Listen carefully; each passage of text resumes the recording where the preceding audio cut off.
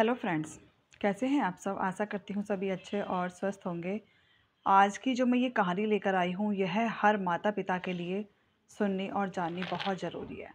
क्योंकि आप ये तो सभी जानते हैं कि फ़ोन की लत हमारे बच्चों को बहुत बुरी तरह से लग चुकी है और हम किसी भी तरह से बच्चों की फ़ोन की लत को ख़त्म नहीं कर पा रहे हैं। ऐसी ही एक घटना की जानकारी देते हुए मैं आपको बताती हूँ। यह घटना है उत्तर प्रदेश की राजधानी लखनऊ और उसकी जो तहसील लगती है वो है मोहनलालगंज और इसी का एक गांव लगता है धनोसा। 15 सितंबर 2025 की बात है। सुरेश चंद यादव जो होते हैं वो अपनी पत्नी से कहते हैं कि मुझे 20,000 रुपये बैंक से निकाल कर लाने हैं और तुम मुझे थोड़ा-सा खाना खाने के लिए दे दो। उसके बाद में मैं बैंक जाऊँगा और पैसे निकाल कर ले आऊँगा क्योंकि बच्चों की फ़ीस भी जमा करनी है। पत्नी कहती है ठीक है और वो उन्हें पासबुक दे देती है। पासबुक लेकर वो बैंक के लिए निकल जाते हैं। सुबह जल्दी ही बैंक में पहुंच जाते हैं और वहां पर क्योंकि सोमवार का दिन था, तो सोमवार के दिन क्या होता है कि बैंक में बहुत ज़्यादा भीड़ होती है क्योंकि सैटरडे संडे के ऑफ होते हैं, इसलिए भीड़ बहुत ज़्यादा लगी हुई थी। तो सुरेश चंद यादव जो होते हैं वो भीड़ लाइन में लगे हुए थे। उनका जैसे ही नंबर आता है तो वो 20,000 रुपये का चेक भर के उसे कैश कराने के लिए कैशियर को दे देते हैं। और जब वो कैशियर को दे देते हैं तो कैशियर जब उनके अकाउंट नंबर को डालता है तो वो कहता है, सर आपके अकाउंट में तो एक भी रुपया नहीं है। ये सुनकर सुरेश चंद यादव कहते हैं, तुम पागल हो गए हो या सुबह सुबह तुम्हारा दिमाग चल गया है और तुम कह रहे हो बैंक में एक भी पैसा नहीं है। बैंक में तो मेरे काफ़ी पैसे हैं, लाखों की संख्या में पैसे हैं और तुम बोल रहे हो कि पैसे नहीं हैं। कैशियर फिर से उन्हें समझाने की कोशिश करता है। कहता है, सर आपके बैंक में कोई पैसा नहीं है और आप यहाँ से प्लीज़ हट जाइए क्योंकि काफ़ी लंबी भीड़ है और ताकि मैं और लोगों को भी पैसा निकाल कर दे सकूँ। सुरेश चंद यादव फिर से उससे बहस करने लग जाते हैं। दोनों के बीच में काफ़ी बहस होती है और इसी बहस के चलते काफ़ी लाइन लग जाती है, काफ़ी भीड़ भी इकट्ठा हो जाती है।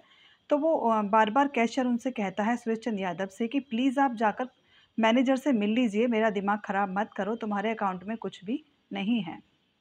इसके बाद में किसान जो होता है वो व्यक्ति सुरेश चंद यादव एक किसान हैं। वो फिर बैंक मैनेजर के पास जाता है और बैंक मैनेजर से जाकर कहता है कि सर देखो मैंने अपनी पुश्तैनी ज़मीन बेची थी और उस ज़मीन के अभी 13 लाख रुपए मैंने इसी अकाउंट में जमा कराए हैं और देखो कैशियर कह रहा है कि मेरे अकाउंट में एक भी रुपया नहीं है। बैंक मैनेजर कहता है कि आ जाओ बैठो, परेशान मत हो। अभी मैं बताता हूँ तुम्हें कि तुम्हारा पैसा कहाँ-कहाँ ट्रांसफ़र हुआ है, या कहाँ-कहाँ किस-किस दिन निकाला गया है।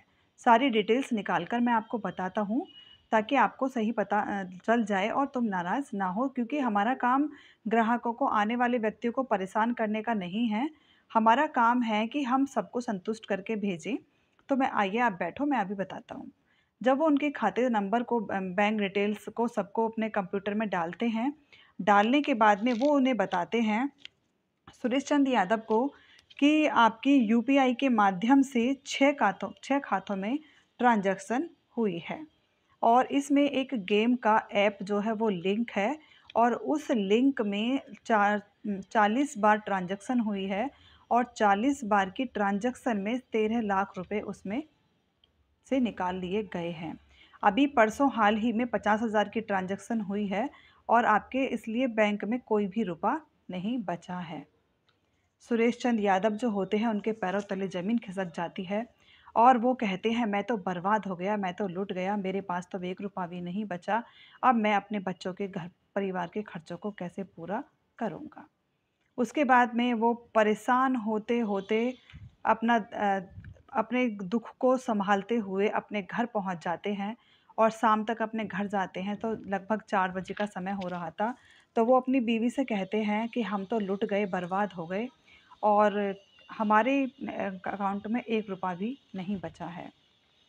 पत्नी कहती है कि ऐसा कैसे हो सकता है कि हमारा जो 13 साल का बेटा है यश, उसके हाथ में ही फ़ोन रहता है और वो ये कहता है कि मम्मा मैं पढ़ाई कर रहा हूँ, उसी के हाथ में फ़ोन रहता है और तो हमारा फ़ोन किसी के हाथ में नहीं जाता।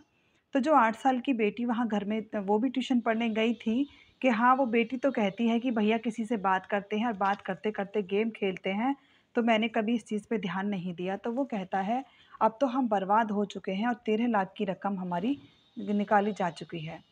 तो सारे गाँव में अफ़रा-तफ़री में ये बात पहुँच जाती है, तो जिस ट्यूशन में बच्चा गया हुआ था, वहाँ टीचर तक भी ये वाली बात पहुँच जाती है। तो ट्यूशन टीचर जो होती है, वो उस बच्चे से पूछती है कि यस, क्या तुमने ये सब किया है? क्या तुमने ट्रांज़ैक्शन की है? क्या तुमने गेम के ज़रिए 13 साढ़े 13 लाख रुपए अपने अकाउंट से ट्रांसफ़र किए हैं? यस कहता है, मैम मैंने ऐसा नहीं किया है और ना ही मैंने अभी किसी को पैसे दिए हैं। वहाँ से वो नानुकुर करता हुआ ट्यूशन से आता है लगभग पौने 6 के आस-पास में और कहता है कि मम्मा मैं पढ़ाई करने ऊपर जा रहा हूँ और ऊपर चला जाता है। जो 8 साल की जो बहन है, वो नीचे ही खेल रही थी। माता-पिता अपने बच्चे से कोई इस बारे में बात भी नहीं करते क्योंकि वो जान चुके थे कि हमारे 13 साल के यश ने ही ये सब किया है। लेकिन अब इसका फ़ायदा क्या? अब तो पैसे हमारे जा ही चुके हैं। जो सख्ती हमें करनी है, फ़ोन नहीं देना है, गेम नहीं खेलने देना है, वो हम करेंगे। लेकिन फ़िलहाल तो हमारे पैसे बर्बाद हो चुके हैं। उन दोनों ने ये डिसाइड किया था क्योंकि पता है आजकल के बच्चे जो है वो सुनना पसंद नहीं करते किसी भी बात को। मारना-पीटना तो दूर, कहना भी गँवारा आज के समय में नहीं है। तो माँ शाम को खाना बनाती है साढ़े 6-7 बजे के करीब, तो वो अपनी बेटी से कहती है, "गुनगुन जाओ अपने भाई को बुला लाओ, भाई ऊपर है और पढ़ने गया हुआ है, जाओ तुम उसे बुलाकर ले आओ।"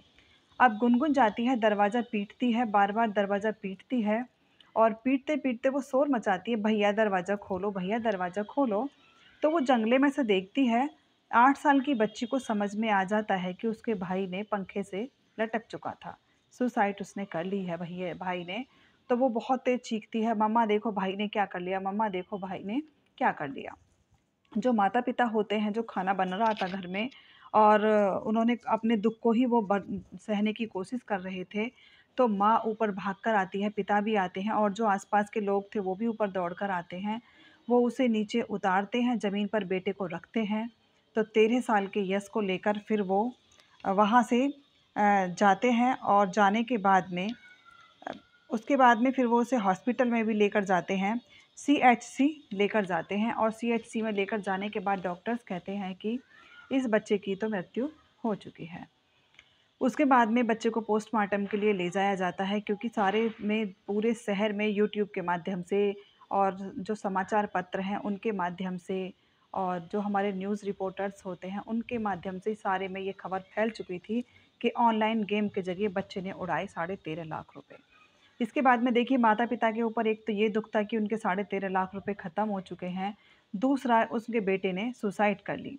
फिर पोस्टमार्टम के बाद बच्चे को लाया जाता है, लाने के बाद में फिर जो ये ऐप जहाँ-जहाँ ट्रांज़ैक्शन हुई है, तो ये पता चलता है कि किसी बिहार के बच्चे के साथ में उसकी वीडियो कॉल्स होती थी, बात होती थी और बिहार के ही सारे चारों खातों में बिहार के में ही ट्रांज़ैक्शन हुआ है।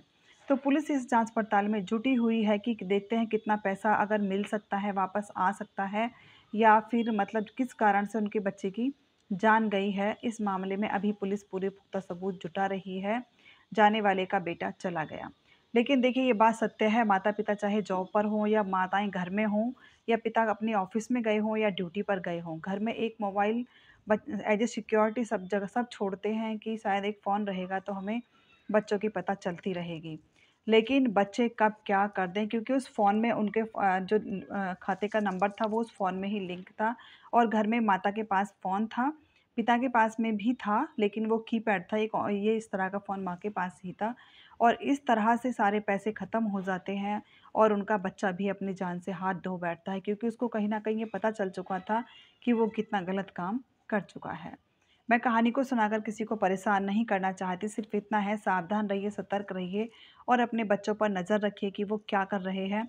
अगर आपका फ़ोन का यूपीआई नंबर या आपका फ़ोन किसी भी अकाउंट से लिंक है, तो इस तरह का फ़ोन बच्चों के हाथ में ना दें। बच्चों को आजकल के बच्चे इतने स्मार्ट हो गए हैं, 5th में हो या 6 में, वो सारी चीज़ें करना जानते हैं, किस तरह से ट्रांज़ैक्शन होती हैं, क्या होती हैं क्योंकि आजकल सारी वीडियोज़ हमारे यूट्यूब चैनल्स पे मिल जाती हैं कि हमें कैसे-कैसे ट्रांज़ैक्शन करनी है, कहाँ से यूपीआई लेनी है, क्या करना है। सारी चीज़ों की डिटेल्स बच्चे निकाल लेते हैं और कुछ भी कर सकते हैं।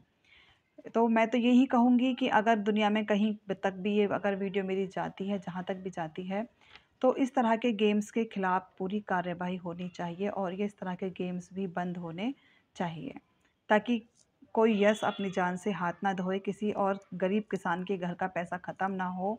तो सावधान रहिए, सतर्क रहिए और जागरूक रहिए। Thank you and have a nice day.